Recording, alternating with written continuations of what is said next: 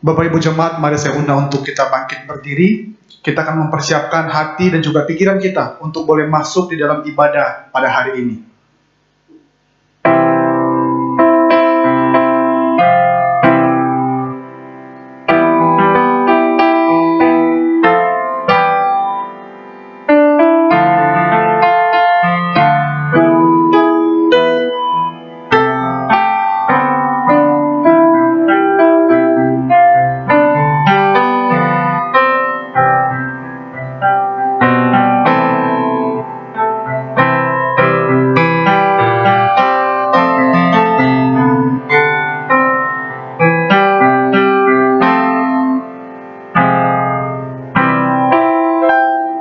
Ibadah kita pada hari ini dimulai dengan satu pengakuan bahwa pertolongan kita datang dalam nama Tuhan yang menjadikan langit dan juga bumi. Turunlah kiranya atas kita sekalian anugerah dan juga damai dari Allah Bapa, Allah Putra, dan Allah Roh Kudus. Amin.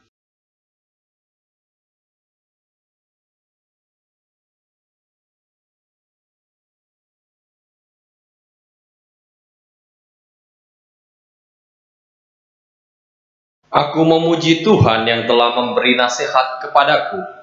Engkau memberitahuan kepadaku jalan kehidupan. Di depanmu ada sukacita berlimpah-limpah. Di tangan kananmu ada nikmat senantiasa. Mari Bapak Ibu sekalian, kita datang ke hadapan Tuhan sebagai umat yang dikasihinya. Marilah, umatnya, pujilah. Umatnya pujilah. Haleluya. Amin.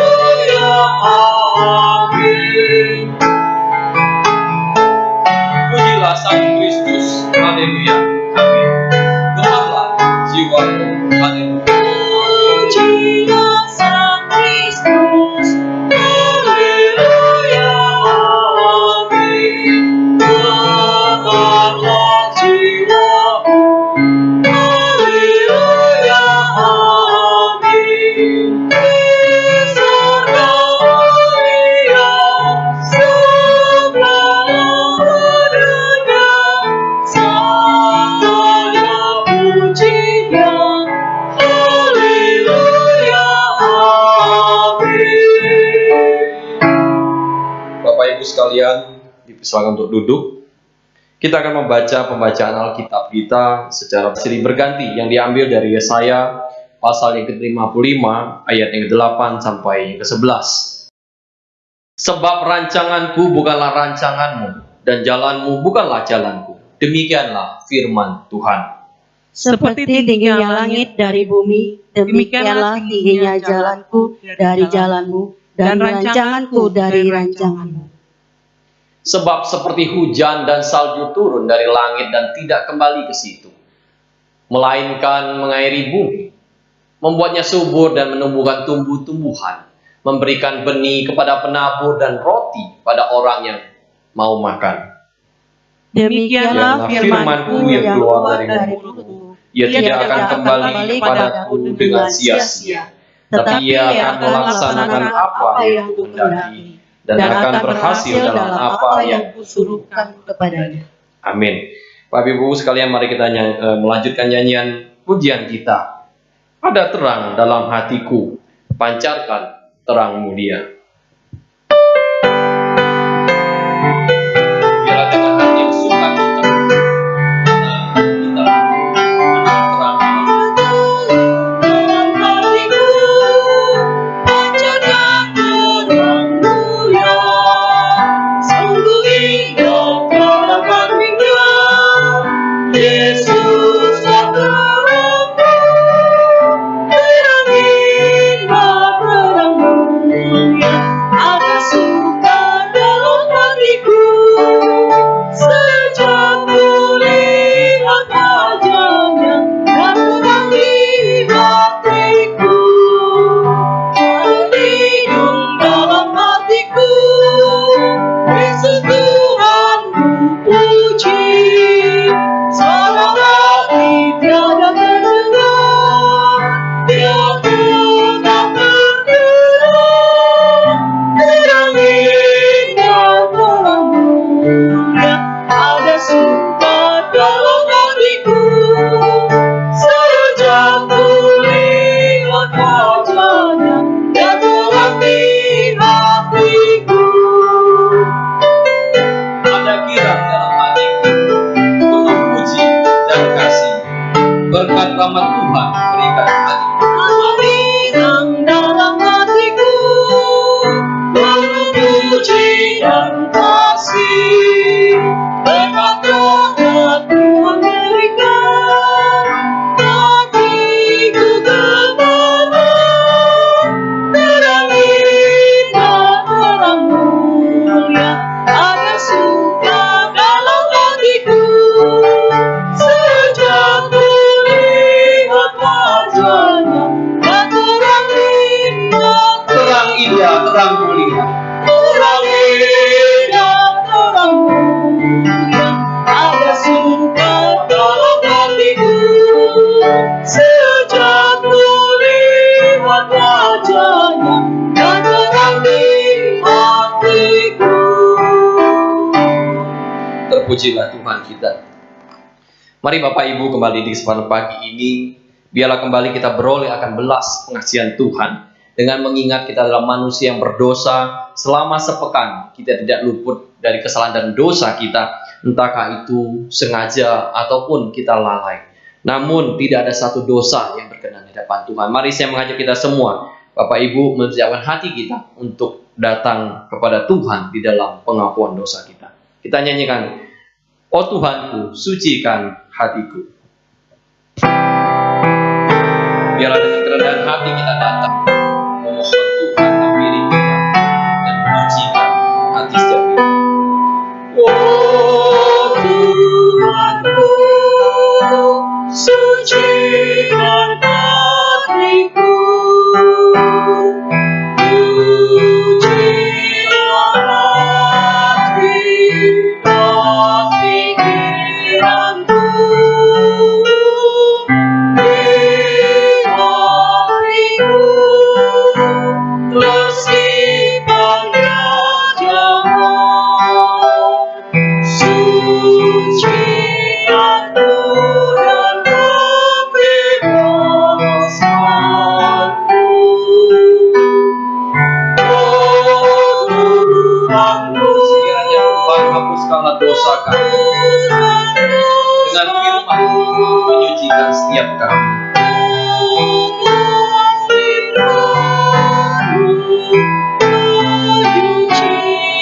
Kiranya api-Mu boleh membakar setiap air dosa kami.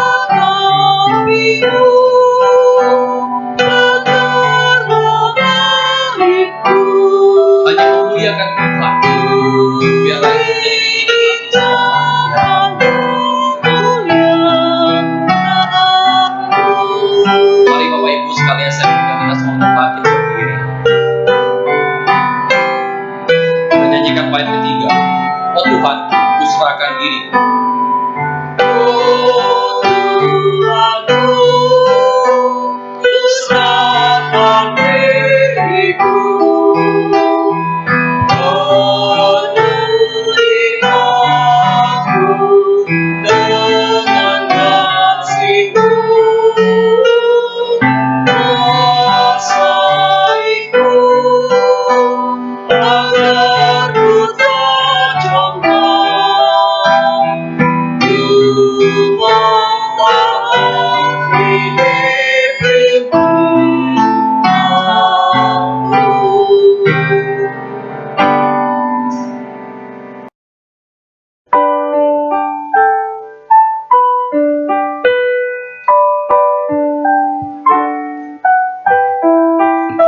Bapak Ibu jemaat, kita bersyukur kalau hari ini ada kesempatan untuk kita boleh datang mengakui dosa kita. Maka Mazmur 30 ayat 11 menjadi penuntun kita untuk hari ini boleh masuk dalam doa. Dengarlah Tuhan dan kasihanilah aku. Tuhan jadilah penolongku. Bapak Ibu, biarlah firman Tuhan ini boleh menuntun kita untuk datang kepada Tuhan yang boleh mengasihani kita. Untuk itu mari datang dengan sikap berdiri, kita boleh mengakui setiap dosa, kesalahan kita, setiap apapun yang kita lakukan yang tidak menyenangkan, ataupun ada banyak-banyak hal yang kita sembunyikan. Sekarang mari kita nyatakan, terbuka di depan Tuhan. Bahkan kita bawa seluruh dosa-dosa kita yang orang tidak tahu, dan kita memohon Tuhan boleh menyucikan, boleh mengampuni, dan boleh mengampukan kita untuk boleh meninggalkan dosa-dosa yang tidak baik itu. Mari berdoa secara pribadi.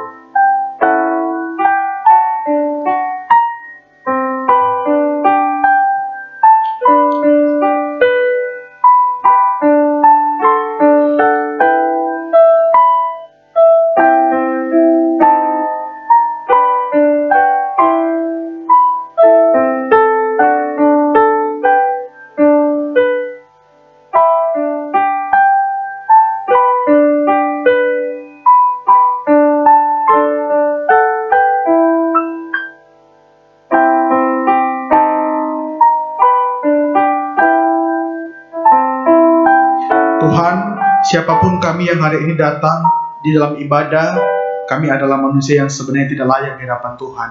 Bahkan kami kadangkala Tuhan, hidup masih menyimpan berbagai macam dosa.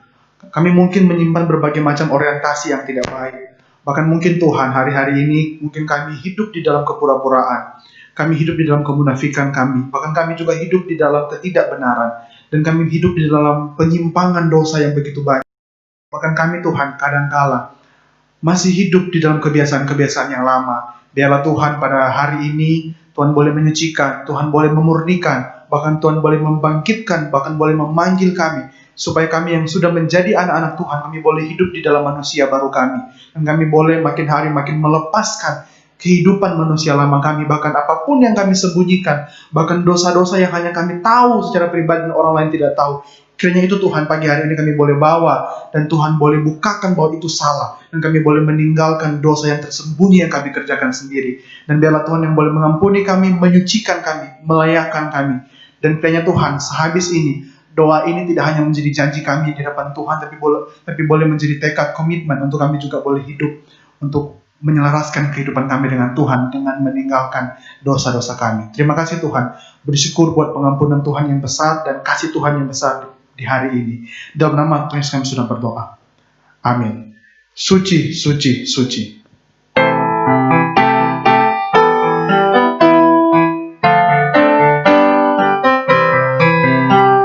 Suci, suci, suci, Allah Maha Kuasa. Kami hari ini memuji nama-Mu. Kita mau katakan sekali lagi, suci, suci. Suci, suci, Kami bersyukur karena Allah kita Maha Kasih. Dan Allah Tritunggal adalah Allah yang patut kita puji.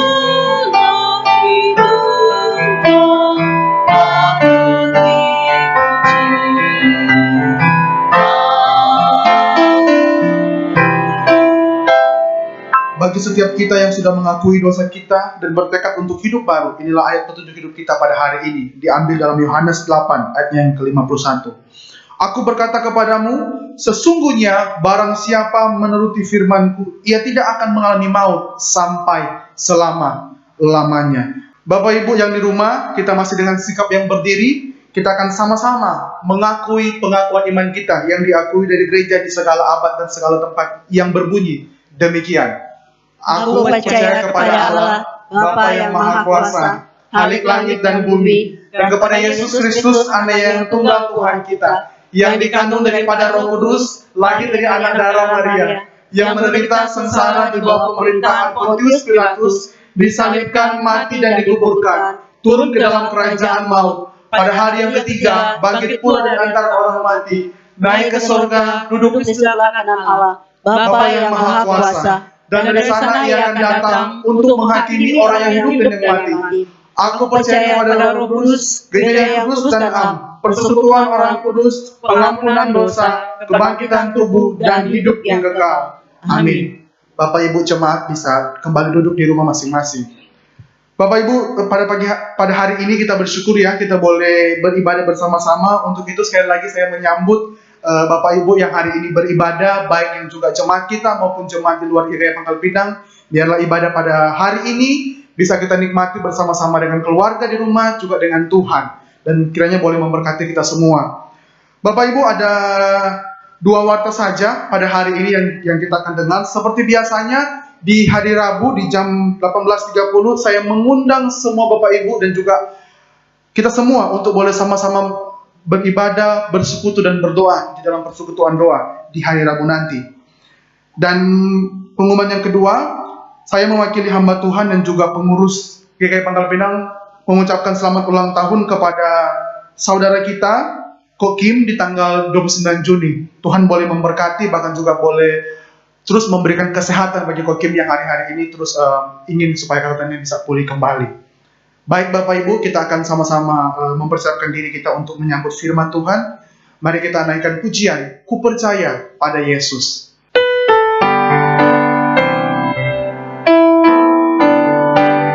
Biarlah pujian ini boleh menuntun kita untuk boleh percaya dan beriman kepada firman-Nya.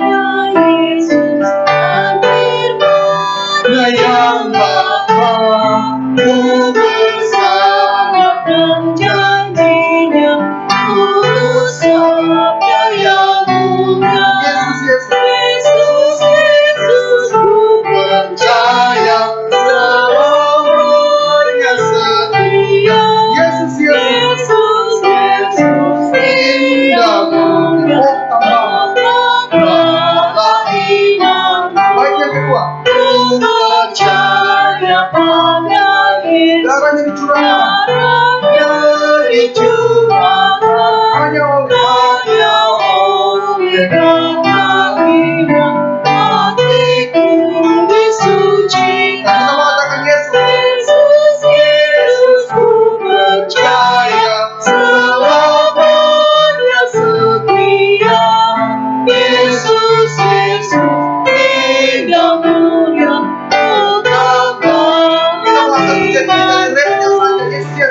Yesus ku percaya. Bapak Ibu biarlah lagu ini boleh menuntun kita memasuki firman Tuhan yang boleh memberitakan tentang siapa Tuhan yang boleh kita percaya.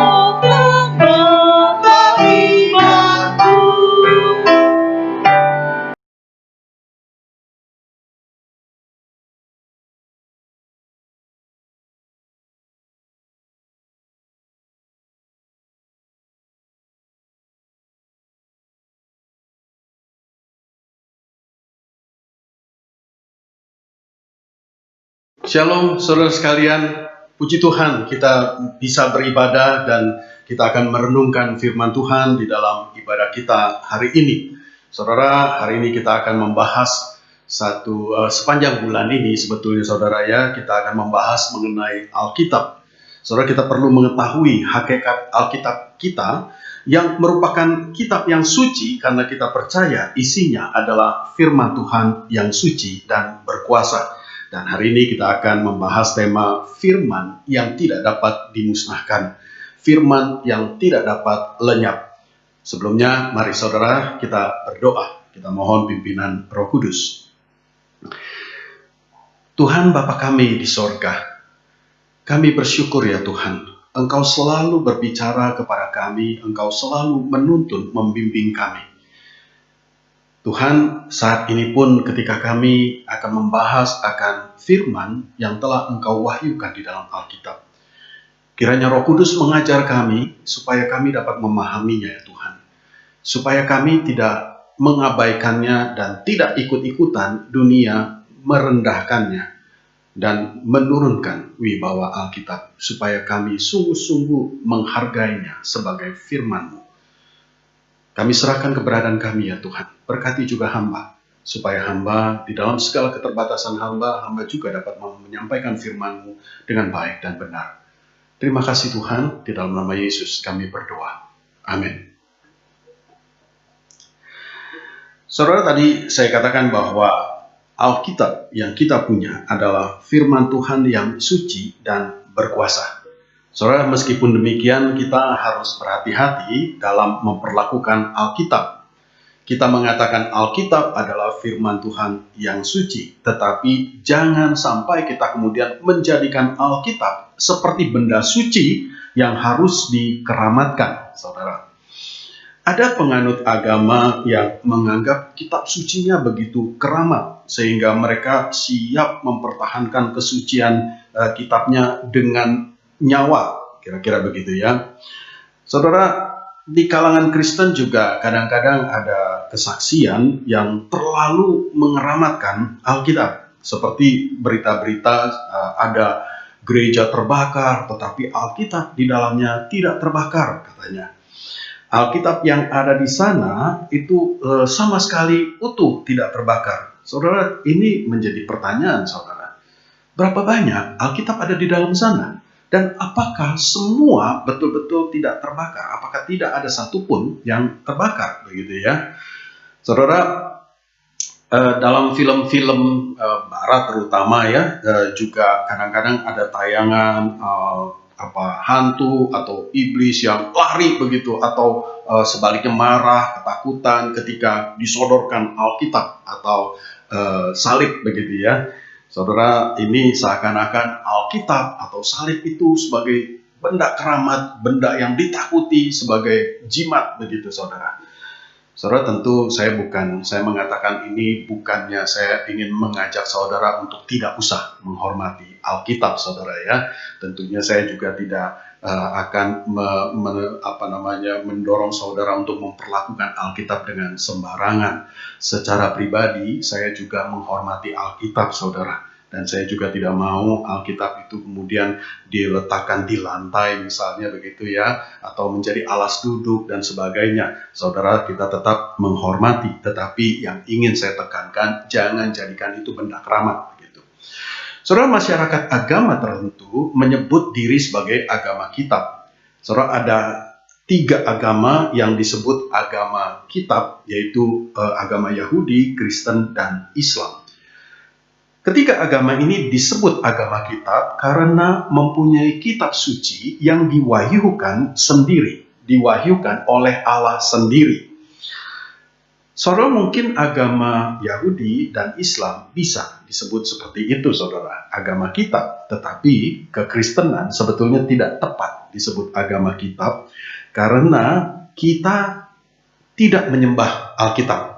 Kita memang memegang Alkitab sebagai pedoman hidup Kristen, sebagai sumber pengenalan kita akan Allah, tetapi kita tidak menyembah Alkitab. Kita menyembah Tuhan yang menyatakan dirinya di dalam Alkitab. Kita percaya pada tulisan di dalam Alkitab, karena kita percaya isi kitab itu diinspirasikan dan dihembuskan oleh Tuhan kepada penulisnya. Saudara, seorang ahli Alkitab dengan tepat menyebut kita orang Kristen sebagai gereja, tubuh Kristus yang mempunyai raja di sorga, mempunyai roh Allah di hatinya, dan mempunyai Alkitab di tangannya. Dengan demikian, bagaimanapun bagi kita, Alkitab adalah firman Tuhan. Saudara, bahwa Alkitab adalah firman Tuhan adalah tema utama kita pada hari ini.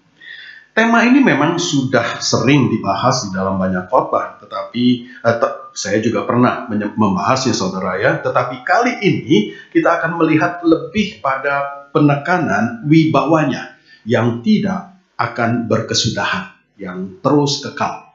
Saudara, kenapa saya mau menekankan kewibawaan Alkitab? Karena sepanjang sejarah manusia, iblis selalu merongrong otoritas firman Tuhan dengan berbagai cara agar manusia tidak mempercayainya. Tujuan iblis hanya satu, yaitu menjatuhkan manusia dan membinasakannya. Bukankah ini yang dilakukan kepada Adam dan Hawa, sehingga mereka terpengaruh? Dia memutarbalikkan firman Tuhan sehingga Adam dan Hawa terpengaruh dan akhirnya memakan buah terlarang di Taman Eden. Saudara, pada suatu masa Alkitab malahan dirongrong oleh kalangan Kristen sendiri. Mereka, para teolog yang mengatakan diri ahli Alkitab, itu melontarkan kritik kepada Alkitab atas nama rasio atau akal sehat, saudara. Dan mereka berusaha membuang hal-hal mistis dari Alkitab yang dianggapnya tidak masuk akal. Maksudnya sih, agar Alkitab itu lebih bisa diterima oleh manusia modern yang meninggikan rasio daripada hal-hal mistis. Tetapi yang mereka lakukan justru melemahkan Alkitab dan merendahkan otoritas Alkitab sebagai firman Allah. Pada masa kini, saya melihat kecenderungan anak zaman milenial yang malas membaca Alkitab, saudara. Mereka lebih suka menerimanya dalam bentuk suara begitu ya, supaya tidak usah baca ya, dengar aja begitu ya. Atau kalau ada dalam bentuk film lebih baik bagi mereka daripada harus membaca. Saudara, saya tidak akan berpanjang-panjang lagi, saya akan langsung saja pada topik kita ya saudara ya, bahwa Alkitab adalah firman Allah yang tertulis. Itu yang pertama yang mau saya bahas. Saudara, doktrin-doktrin dasar Kristen seperti doktrin tentang Allah, tentang Kristus, tentang Roh Kudus, doktrin pendamaian, kebangkitan, penghakiman terakhir, dan sebagainya, semua kita ketahui itu dari Alkitab. Begitu juga Alkitab sebagai firman Allah juga telah dinyatakan di dalam Alkitab sendiri. Banyak sekali bukti mengenai penyataan ini, tetapi tentunya kalau kita bicara tentang Alkitab sebagai firman Allah, kita harus mulai dari nas 2 Timotius 3 ayat 16 ya. 2 Timotius 3 ayat 16 saya bacakan saudara. Segala tulisan yang diilhamkan Allah memang bermanfaat untuk mengajar, untuk menyatakan kesalahan, untuk memperbaiki kelakuan, dan untuk mendidik orang dalam kebenaran.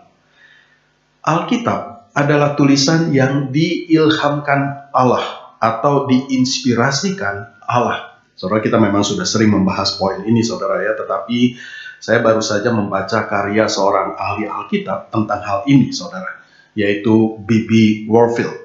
B.B. Warfield menulis doktrin Alkitab kira-kira di permulaan tahun 1900-an saudara, abad 20 saudara ya. Nah, Warfield menyoroti kata diilhamkan Allah dari nas tadi. Tadi dikatakan segala tulisan yang diilhamkan Allah. Nah, Warfield menyoroti kata ini. Kata majemuk ini diilhamkan Allah itu berasal dari satu kata tunggal Yunani, theopneustos. Theopneustos. Kita tahu theo itu adalah Allah artinya saudara ya. Lalu apa pneustos? Pneustos saudara masih ingat pneuma? Pneuma diterjemahkan sebagai roh atau angin atau nafas, itu pneuma. Jadi kata itu sebetulnya sama sekali tidak berbicara mengenai inspirasi saudara. Tidak ada kata inspirasi di sana. Pneuma itu angin ya, nafas. Jadi lebih tepat sebetulnya kata theopneustos artinya dihembuskan Allah. Dihembuskan Allah. Warfield menyatakan semua Alkitab bahasa Inggris menerjemahkannya memang sebagai inspired by God, artinya diilhamkan Allah. Tetapi itu sebetulnya pengaruh dari terjemahan Inggris yang pertama, yaitu terjemahan dari John Wycliffe. Saudara mungkin masih ingat John Wycliffe adalah seorang Inggris yang menerjemahkan Alkitab Vulgata Katolik Roma yang berbahasa Latin ke dalam bahasa Inggris. Dia adalah seorang seorang pastor, saudara, yang boleh dikatakan membelot karena seharusnya dia tidak boleh menerjemahkan Alkitab, tetapi dia menerjemahkan karena dia percaya bahwa firman Tuhan itu harus diketahui oleh semua umat, begitu ya. Ketika itu Gereja Katolik menerapkan atau menetapkan bahwa jemaat umat Katolik itu tidak boleh membaca Alkitab. Jadi Alkitab hanya boleh diajarkan oleh para imam. Nah, Wycliffe menentang itu dan kemudian dia secara diam-diam dia menerjemahkan ke dalam bahasa Inggris dari kitab Vulgata tadi. Vulgata adalah Alkitab dalam bahasa Latin, saudara. Nah, saudara, Kemudian dia memang mencipta dari Vulgata itu, kata theopneustos itu diterjemahkan inspired by God, diilhamkan Allah. Dan inilah yang kemudian terus-menerus dipakai di dalam Alkitab bahasa Inggris. Dan LAI juga memang memakai terjemahan yang sama, saudara. Tetapi sebetulnya itu menurut Warfield itu kurang tepat. Maka di dalam edisi bahasa Inggris yaitu NIV kemudian memperbaikinya sejak edisi tahun 1973, saudara. Mereka mengganti dengan God breathed. God breathed artinya artinya nafas Allah atau hembusan Allah. Apa beda dua terjemahan ini? Apa bedanya diilhamkan atau dihembuskan Allah? Saudara, menurut Warfield, perbedaannya besar sekali. Karena arahnya berlawanan. Inspirasi itu mengandung pengertian bahwa firman Tuhan diinspirasikan ke dalam Alkitab. Atau ke dalam penulis-penulisnya. Sedangkan dalam nas 2 Timotius 3 ayat 16, Paulus ingin mengatakan bahwa Alkitab dihembuskan keluar oleh Allah. Jadi keluar dari Alkitab. Dihembuskan keluar dari Alkitab oleh Allah. Dengan demikian, Alkitab adalah karya Allah yang dihembuskan keluar sebagai firman yang mengubah manusia. Saudara, di dalam kebaktian doa kemarin, di dalam khotbah saya mengutip perkataan Yesus di dalam Yohanes 8 ayat 31-32, saudara. Jikalau kamu tetap dalam firman-Ku, kamu benar-benar adalah murid-Ku, dan kamu akan mengetahui kebenaran, dan kebenaran itu akan memerdekakan kamu. Firman Tuhan dalam Alkitab itu memerdekakan, mengubah manusia dan menyelamatkannya. Saudara, namun demikian, ya kita juga mengakui peranan manusia yang menuliskannya. Saudara, sebenarnya tadi kalau diinspirasikan ke dalam, itu tidak salah juga, diinspirasikan kepada penulis-penulisnya, tetapi kemudian dihembuskan Allah dari Alkitab kepada orang-orang yang membacanya. Nah, saudara, firman itu dihembuskan atau diinspirasikan kepada manusia yang menuliskannya, kepada manusia, bukan robot ataupun zombie, saudara, ya, mayat hidup, ya, yang tidak mempunyai kehendak sama sekali dan sepenuhnya digerakkan dari luar dirinya. Tidak demikian.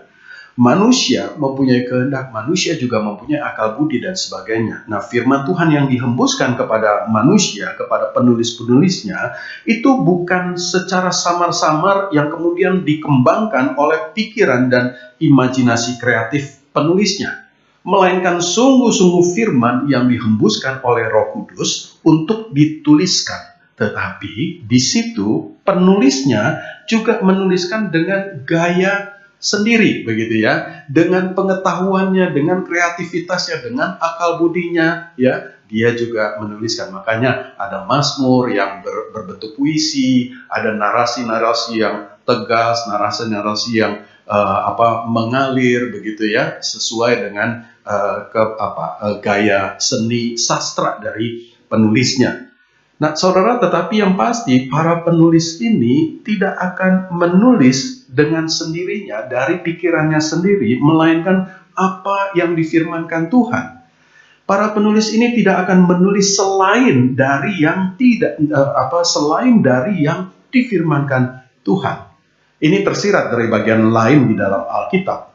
Surat Petrus mengatakan, Petrus menulis di dalam suratnya, saudara, tidak pernah nubuat dihasilkan oleh kehendak manusia, tetapi oleh dorongan Roh Kudus orang-orang berbicara atas nama Allah. 2 Petrus 1 ayat 21. Kata dorongan Roh Kudus adalah dari kata Yunani pneumatos, ya, mirip dengan pneustos tadi, saudara, ya. Ini juga memang kata dasarnya pneuma, tetapi di dalam bentuk yang lain. Seperti apa dorongan Roh Kudus itu? Dorongan Roh Kudus atau digerakkan oleh Roh Kudus adalah suatu gerakan yang tidak dapat ditahan atau dicegah, dan juga tidak dapat direkayasa oleh manusia. Lukas menggambarkan turunnya Roh Kudus di dalam peristiwa Pentakosta di dalam Kisah Para Rasul 2 dikatakan seperti tiupan angin keras. Ketika angin bertiup dengan keras, maka segala sesuatu bisa dilanda, saudara. Bahkan kapal di laut pun yang begitu besar itu bisa diombang-ambingkan tanpa dia bisa berbuat apa-apa, begitu ya. Saudara, Lukas ini penulis yang sama juga di dalam Kisah Para Rasul, kemudian dia menggunakan gambaran yang bisa memberi kita pemahaman, saudara ya. Ketika dia menceritakan kapal yang membawa mereka, Paulus dan dia ke Roma, saudara, itu dilanda oleh angin topan.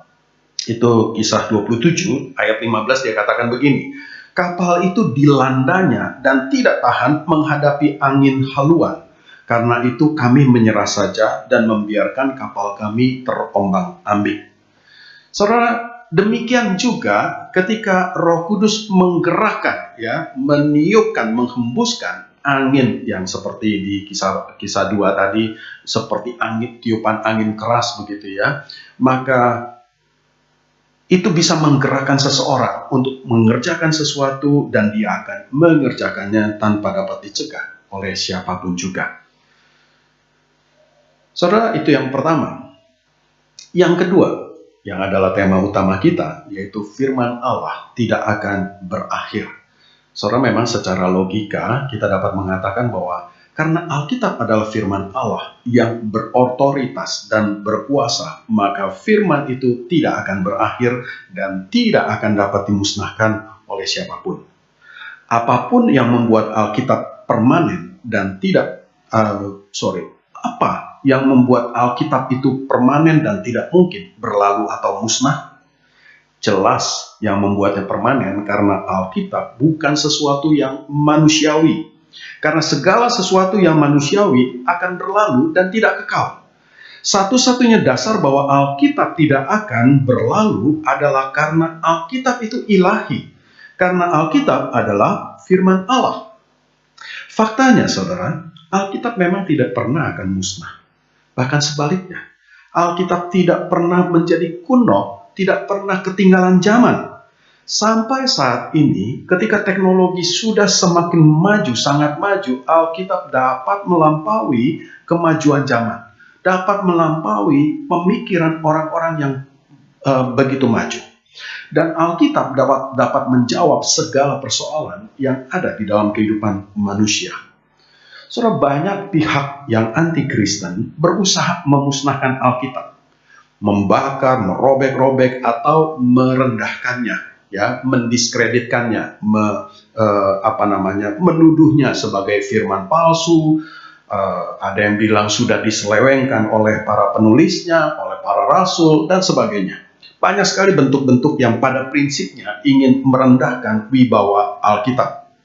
Tetapi apapun usaha yang dilakukan manusia, kita melihat Alkitab tetaplah firman Allah yang hidup. Orang mau membakar sebanyak-banyaknya juga tidak ada gunanya, saudara. Karena sampai saat ini, ya, Alkitab adalah kitab yang terbanyak yang pernah dicetak sepanjang zaman. Saudara, Alkitab tidak pernah berhenti dicetak. Terus-menerus dicetak. Alkitab adalah kitab yang paling banyak dimiliki oleh umat manusia. Tetapi itu bukan bukti yang terpenting, saudara. Bukti yang paling penting adalah fakta bahwa keseluruhan Alkitab adalah berita tentang keselamatan manusia di dalam Yesus Kristus. Kita bisa melihat di dalam penyataan Yesus di dalam Matius 5 ayat 18, saudara. Dikatakan, Yesus mengatakan, "Aku berkata kepadamu, sesungguhnya selama belum lenyap langit dan bumi ini, satu iota atau satu titik pun tidak akan ditiadakan dari hukum Taurat sebelum semuanya terjadi." Saudara, dikatakan satu iota atau satu titik pun tidak akan ditiadakan dari hukum Taurat atau Alkitab. Apa itu iota? Saudara, iota adalah huruf terkecil di dalam bahasa Yunani. Itu sama dengan huruf I di dalam bahasa Indonesia, saudara. Ya, padanannya di dalam bahasa Ibrani adalah huruf yod. Huruf yod juga lebih kecil lagi, karena cuma berbentuk koma atau kita mengenalnya tanda kutip di bagian atas huruf, saudara ya. tanda kutip yang kecil di atas itu ya, apostrof ya. Itu adalah Yod. Nah, saudara, di sini Yesus mengatakan tidak ada satu iota atau satu titik pun yang akan hilang. Ini sebetulnya secara tegas Yesus ingin mengatakan bahwa semua bagian dari Taurat itu tidak akan lenyap, tidak akan musnah sebelum semuanya terjadi. Apa maksudnya sebelum semuanya terjadi? Kalimat itu artinya sebelum semua firman itu, firman yang ada di dalam Alkitab digenapi. Seluruh firman digenapi pada kedatangan Yesus yang kedua kali. Yesus sudah datang yang pertama kali, tetapi masih ada kedatangan yang kedua kali. Setelah kedatangan yang kedua kali, pada akhir zaman, ketika itulah kehidupan manusia berhenti. Sejarah manusia berhenti. Dunia berlalu. Kemudian dimulai satu awal kehidupan yang kekal. Ketika itulah di dalam kekekalan memang kita tidak membutuhkan Alkitab lagi, karena kita sudah bertemu muka dengan Tuhan. Kita sudah, orang percaya sudah hidup bersama-sama dengan Allah di dalam surga. Maka sampai saat itu Alkitab tetap ada dan tidak akan bisa dimusnahkan, tidak akan lenyap. Tetapi nanti setelah semuanya tergenapi, yaitu di dalam kedatangan Yesus kedua kali, pada akhir zaman itu, maka kita tidak lagi membutuhkan Alkitab. Firman yang hidup, Yesus sendiri, itu yang akan bersama-sama dengan saudara dan saya di surga. Saudara, kita juga bisa melihat yang dikatakan Yesus adalah penggenapan firman Tuhan ya di dalam ayat 17 Matius 5 tadi. Tadi saya sudah mengutip ayat 18. Ayat 17 sebelumnya Yesus mengatakan, "Janganlah kamu menyangka bahwa aku datang untuk meniadakan hukum Taurat atau kitab para nabi. Aku datang bukan untuk meniadakannya, melainkan untuk menggenapinya." Semua yang dikatakan di dalam perjanjian lama sejak kitab Kejadian, persis setelah manusia jatuh di dalam dosa, itu Tuhan mengatakan, "Aku akan mengadakan permusuhan antara engkau dengan ular." Antara perempuan dengan ular, itu berbicara tentang keselamatan di dalam Yesus. Nah, itu semua sampai kitab para nabi, itu semua berbicara tentang Mesias yang akan menebus dunia. Mesias itu adalah Yesus sendiri. Yesus sendiri menyatakannya. Di awal pelayanannya di Nazaret, Yesus pergi, dikatakan Yesus pergi beribadah pada hari Sabat. Di sana kemudian Yesus diminta untuk membacakan kitab Yesaya. Kemudian Yesus membacakan nas dari Yesaya 61 ayat 1 dan 2. Dia bacakan demikian, saudara. "Roh Tuhan ada padaku, oleh sebab Ia telah mengurapi aku. Aku menyampaikan kabar baik kepada orang-orang miskin, dan Ia telah mengutus aku untuk memerintahkan pembebasan kepada orang-orang tawanan dan penglihatan bagi orang-orang buta, untuk membebaskan orang-orang yang tertindas, untuk memberitakan tahun rahmat Tuhan telah datang." Itu dicatat di Lukas 4, saudara ya. Nah, setelah membaca nas itu, Yesus mengatakan, "Pada hari ini genaplah nas itu sewaktu kamu mendengarnya." Sebetulnya Yesus menunjuk kepada dia bahwa dia adalah penggenapan dari nas Yesaya 61 tadi. Dengan perkataan itu, Yesus menyatakan bahwa dialah Mesias yang dibicarakan di dalam kitab para nabi ya, dalam konteks ini adalah Yesaya. Nah, saudara, Yesus adalah Mesias, yaitu orang yang diurapi, yang menyatakan bahwa tahun rahmat Tuhan telah datang. Pembebasan manusia dari belenggu dosa telah datang, yaitu di dalam dirinya sendiri, Kristus Juru Selamat dunia. Saudara, pernyataan ini diteguhkan kembali kemudian kepada murid-murid Yohanes Pembaptis. Para murid itu diutus oleh Yohanes karena Yohanes yang ada di dalam penjara ketika itu kemudian menjadi ragu, apakah Yesus benar-benar Mesias? Mereka bertanya kepada Yesus atas suruhan Yohanes, saudara ya, "Engkaukah yang akan datang itu, atau haruskah kami menantikan orang lain?" Itu tercatat di dalam Matius 11 ayat 3. Tuhan Yesus menjawab mereka juga dengan kutipan dari Yesaya 61 ayat 1 dan 2 tadi. Dia katakan, bukankah kamu telah menyaksikan sendiri apa yang telah kuperbuat? Orang buta melihat, orang lumpuh berjalan, orang kusta menjadi tahir, orang tuli mendengar, orang mati dibangkitkan, dan kepada orang miskin diberitakan kabar baik. Artinya Tuhan Yesus langsung mengatakan, aku telah melakukan semua itu. Dan itu hanya bisa dilakukan oleh Mesias yang sudah dinubuatkan di dalam Yesaya 61. Saudara, di dalam perdebatan mengenai otoritas Tuhan Yesus dengan orang-orang Farisi, saudara, Tuhan Yesus juga di dalam Yohanes 5 dicatat Tuhan Yesus mengecam orang Farisi karena mereka itu ahli Taurat, tetapi mereka sebetulnya menguasai kitab Musa, tetapi mereka tidak mau percaya kepada Yesus yang sebetulnya sudah diberitakan di dalam kitab Taurat. Ayat 39, Yohanes 5. Tuhan mengatakan, kamu menyelidiki kitab-kitab suci, sebab kamu menyangka bahwa olehnya kamu mempunyai hidup yang kekal. Tetapi, walaupun kitab-kitab suci itu memberi kesaksian tentang aku, tetapi kamu tidak mau percaya kepadaku. Kemudian ayat 45, ayat 47, dia katakan, jangan kamu menyangka bahwa aku akan mendakwa kamu di hadapan Bapa. Yang mendakwa kamu adalah Musa, yaitu Musa yang kepadanya kamu menaruh pengharapanmu. Sebab jikalau kamu percaya kepada Musa, tentu kamu akan percaya juga kepadaku, sebab ia telah menulis tentang aku. Tetapi jikalau kamu tidak percaya akan apa yang ditulisnya, bagaimanakah kamu akan percaya akan apa yang kukatakan? Saudara, sejauh ini kutipan-kutipan yang saya kutip itu yang menjadi dasar Alkitab adalah firman Allah, itu berasal dari Perjanjian Lama, saudara. Lalu bagaimana dengan Perjanjian Baru? Apakah Perjanjian Baru juga adalah firman Tuhan? Ya, kita pasti menjawab ya, tetapi dasarnya apa, saudara? Ada 3 hal.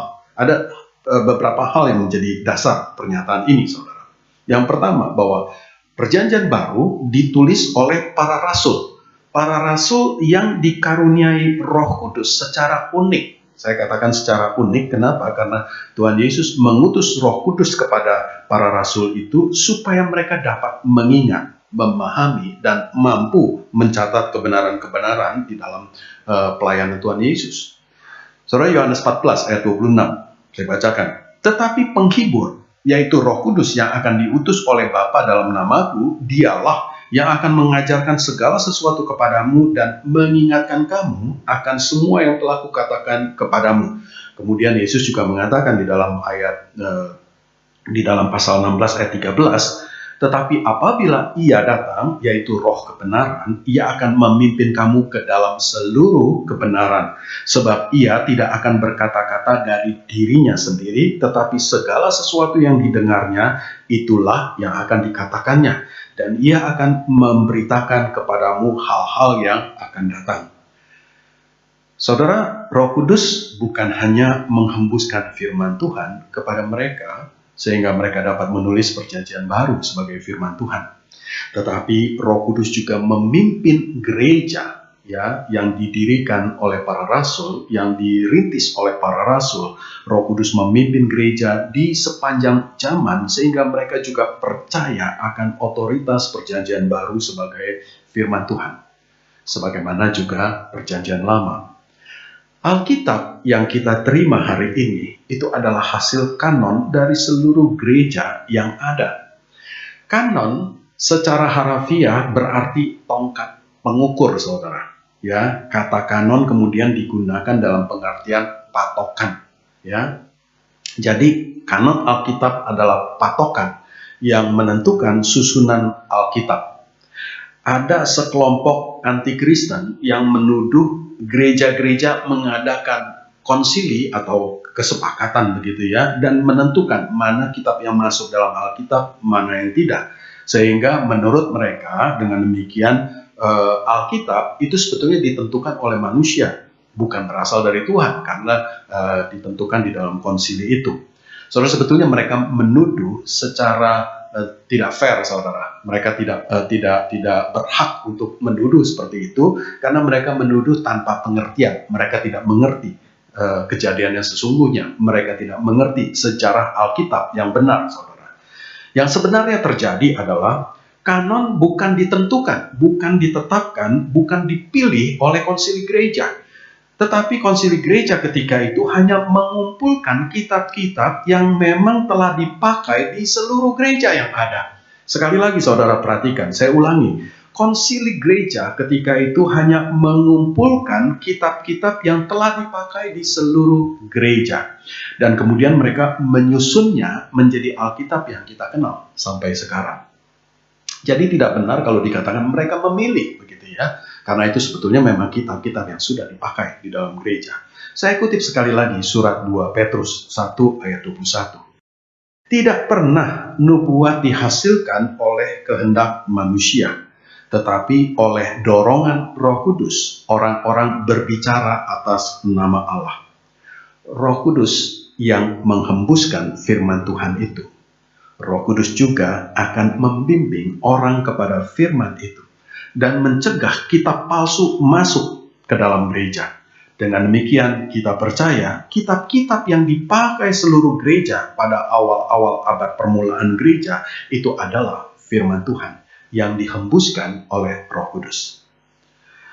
Saudara, di sepanjang zaman, orang-orang berusaha melemahkan dan merendahkan wibawa Alkitab. Sebagaimana saya katakan tadi, sejak semula memang iblis sudah merongrong firman Tuhan. Iblis sudah di Taman Eden memutarbalikkan firman Tuhan sehingga Adam dan Hawa jatuh di dalam dosa. Saudara, orang boleh percaya, boleh tidak kepada Alkitab. Tetapi firman tetap adalah firman. Alkitab tetap adalah firman Tuhan yang berkuasa. Itu adalah fakta yang tidak bisa dibantah. Seperti dikatakan Paulus, Injil adalah kebodohan bagi orang yang akan binasa, bagi orang dunia, tetapi bagi orang percaya, bagi saudara dan saya, Injil itu adalah hidup kekal. Injil itu yang menyelamatkan. Alkitab adalah firman Allah yang akan tetap ada sampai keseluruhan firman itu digenapi oleh Yesus Kristus. Amin. Mari kita berdoa. Tuhan Bapa di sorga, kami bersyukur ya Tuhan, bahwa Engkau telah memberikan firman-Mu di dalam firman yang tertulis di dalam Alkitab, sehingga kami dapat dengan mudah untuk menjangkaunya. Tetapi kami tidak dapat menjangkau dengan akal pikiran kami sendiri seperti yang dilakukan oleh banyak pihak, sehingga kemudian mereka tidak dapat percaya kepada Alkitab. Kami percaya karena Roh Kudus telah menuntun kami. Roh Kudus menghembuskan firman-Mu itu bagi kami. Kiranya Roh Kudus terus menuntun kami, membimbing kami, sehingga kami mempunyai kekuatan di dalamnya ya Tuhan, dan kami memahami semua firman yang tertulis itu. Pimpin jemaat-Mu, pimpin kami semua Tuhan, tuntun kami di dalam firman-Mu, tuntun kami di dalam kehidupan yang kudus, yang benar. Terima kasih Tuhan, di dalam nama Yesus kami berdoa. Amin.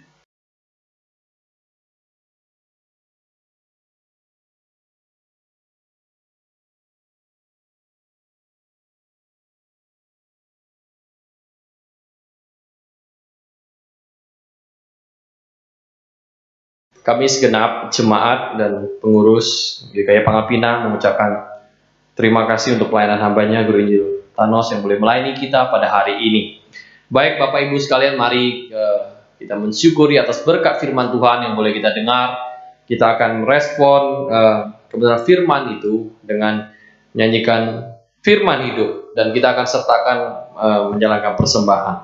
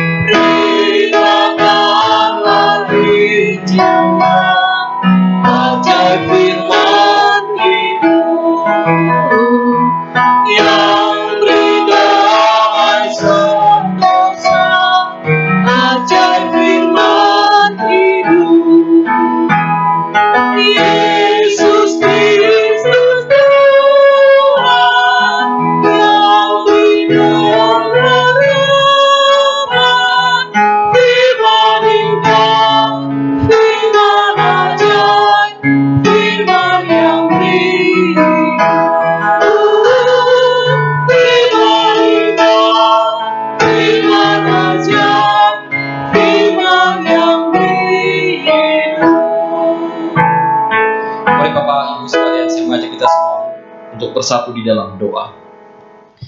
Seperti pujian ini mengatakan, firman itu hidup Tuhan. Firman itu memberi kami damai sentosa. Namun apakah firman itu kami hidupkan di dalam diri kami, Tuhan? Itu pertanyaan yang penting.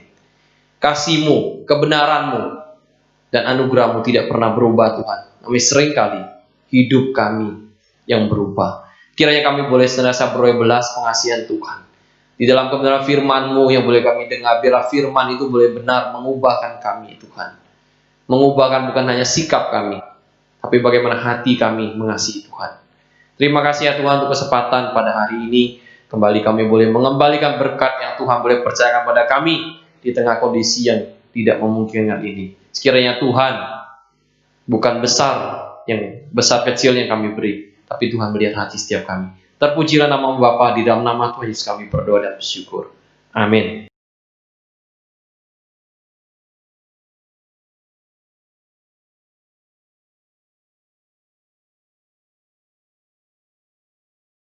Saudara sekalian, gereja sudah merencanakan akan memulai ibadah konvensional pada 2 minggu yang akan datang, tanggal 19 Juli, saudara.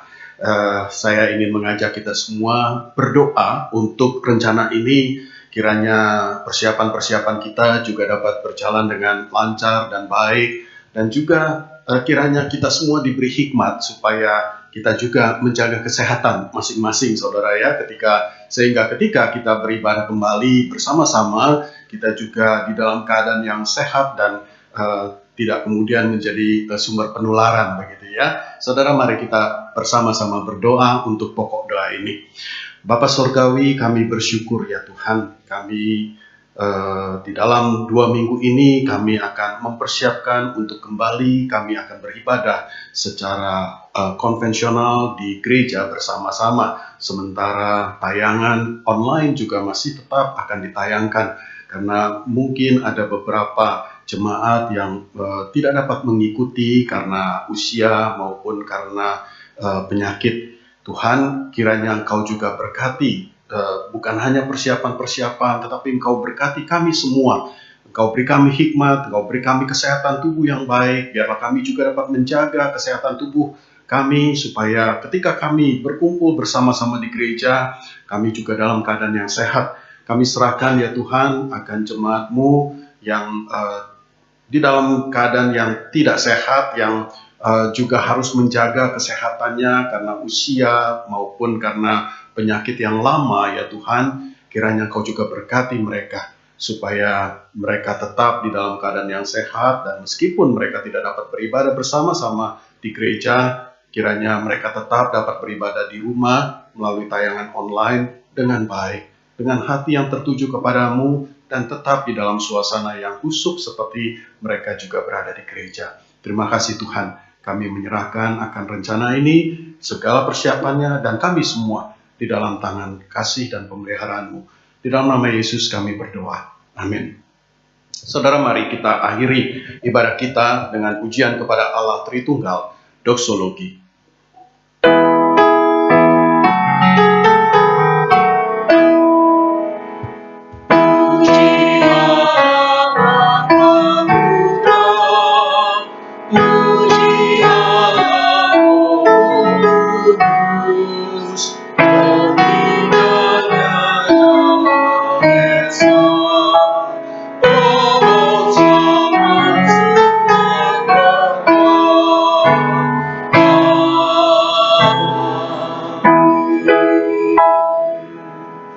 Saudara sekalian yang dikasihi Tuhan, mari kita kembali ke dalam kehidupan kita dengan tidak memisahkan akan kehidupan rohani maupun kehidupan sehari-hari kita.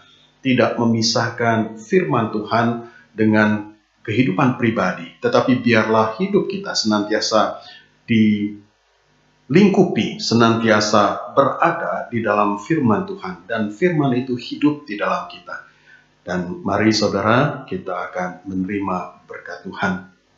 Kiranya kasih yang penuh rahmat dari Allah Bapa di dalam persekutuan dengan Tuhan Yesus Kristus dan dengan Roh Kudus senantiasa memberkati kita, menyertai kita, memberi kita damai sejahtera dan selalu memimpin di dalam kehidupan kita melalui firman-Nya yang hidup. Di dalam mulai sekarang sampai selama-lamanya. Amin.